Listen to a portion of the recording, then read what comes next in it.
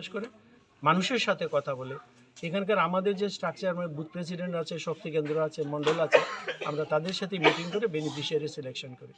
ইদানিংকালে হয়তো আমাদের যে সব জায়গায় পৌঁছাতে পারেন, আগামী দিনে একদম স্ট্রিক্ট সিস্টেমের মধ্যে আমার বুথ প্রেসিডেন্ট যাদের নাম বলবে, শক্তি কেন্দ্র যাদের নাম বলবে, এখানে কিন্তু আমরা কংগ্রেস সিপিএম দেখি না কেন। আমাকে একটা অভিযোগ প্রায়ই শুনতে হয়, এটা গাড়ির লাইসেন্স যেটা আছে, কি লাইসেন্স করেছে, এটা অটো পারমিট নাকি, অটো পারমিট, তার অন্যান্য জিনিস, ঘর সব সিপিএম এর লোকেরা পাচ্ছে।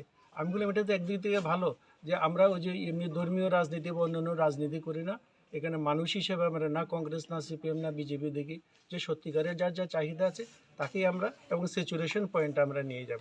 মানুষ ভীষণ বিশ্বাসী এই সরকারের কাজকর্মে।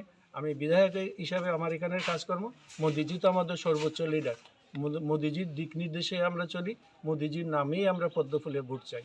আমিও বাড়ি বাড়ি যাচ্ছি, বলছি যে পদ্মচিহ্নে ছাপ দিন, মোদিজিকে ভোট দিন, তার শেয়ারটা আমি পাবো।